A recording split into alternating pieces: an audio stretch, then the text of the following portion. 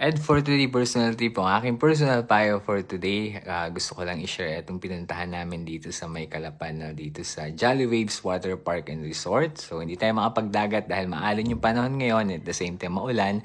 Panahon kasi in December, no? So hindi magandang mag-beach, no? Kaya napunta tayo dito sa May Jolly Waves Water Park and Resort dito sa May Calapan, Oriental, Mindoro. So for today, kasama natin si wife and then yung family niya. So ito pala yung entrance ng resort. Malawak yung lugar, especially kung may dala kang sasakyan, malawak yung parking. And ito pala yung bungad ng resort, no. So makikita nyo agad may parang malaking slides dun sa unahan, no. So ito yung entrance niya or yung sa front.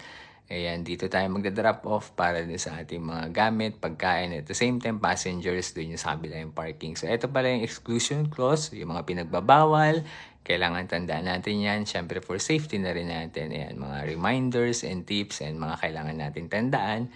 And then ito yung para sa kids, no, na para ma-measure yung height nila, no. So as usual, bago tayo pumasok, i-check yung gamit natin. Baka may dala tayong alcoholic drinks na pinagbabawal kasi syempre magbebenta sila niya sa loob, no. So common naman sa mga resort. So yan, so for safety, mag-complain na lang tayo dyan para iwas abala na rin syempre. Yan yung baon natin. May pushcart naman na pwede nyo gamitin papunta din sa cottages ninyo. So ito pala yung map yung Jolly Waves, no. So malawak yung lugar. So in short, medyo mapapagod kayo mag-ikot-ikot dito, no. Pero actually, maganda siya, no. Kumbaga yung ambience for me is okay.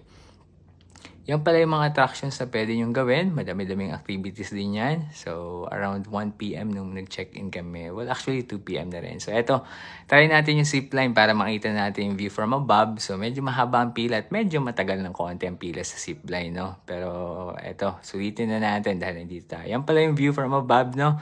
So, makikita nyo may slides, may mga pool for kids. And actually, hindi naman ata ganun kalalim yung tubig dito. So, good for kids and then for family na rin. Ayan. Yan din yung mga cottages nila. Nandiyan kayo mag-stay and kailangan nyo mag-rent syempre, no? So, merong malalaking cottages, merong sakto lang. So, yan yung view from above. And, maiksi lang yung zipline. Pero okay na din. So, by the way, hi Mariel. Shoutout sa'yo dyan. Ayan. Smile ka naman. Okay. Ayaw niya mag-smile, no? Teka, ba't ka bumabalik? Mukhang may nakalimutan ka. Mag-iiwan ka pala ng pera. So anyway, isa pala sa nagustuhan ko dito, eto, meron kayong pwedeng paglagyan ng mga tsinelas ninyo kasi hindi nyo pwedeng dalhin yan dun sa loob ng pool. Which is na medyo cute yung part na yan, no? Kasi at least may paglalagyan sila, hindi makalat. Yan yung part na sa kids na kung saan pwede sila makipaglaro sa inyo, maglaro kayo, yan. May slide sila. So yan, for sure, sulit yung mga yan sa bata. So, itong part na ito na yung time na meron Jolly Waves, no? I mean, may waves mismo, no? So, every 30 minutes yung waves dito. And I think nakalimutan ko na, for 2 minutes ba or 10 minutes merong waves, no? So, yan. And syempre, nag-import tayo ng mga sasayaw. Honestly, hindi ko kalala itong mga to na bigla na lang silang sumayaw dyan sa harap ng camera natin. Kaya, kuhanan natin, no?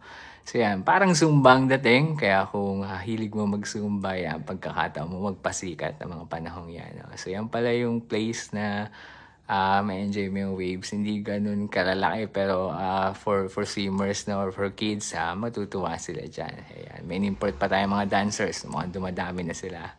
So anyway, hindi natin sila kilala. And then ito pala, dahil kailangan nyo magsabon bago maligo, ayan, meron tayong bubbles dyan. Pero anyway, hindi ko alam kung sabon pa talaga yan, no? Well, anyway, around 4 p.m., mayroon silang ganyang activity, no? So parang pool party ang tawag na. So yan pala yung kasama natin, si wife, and then yung mga relatives, kapatid niya. And syempre si mami. Ayan, si Mariel, and then yung kasama natin. At syempre, bago tayo umuwi, magpaalam tayo dito. Kaya hindi ko alam kung si Angry Birds ba or si Crocodile or kung ano man tawag sa kanila. Hi! And syempre, picture muna tayo. Yun lamang. Salamat!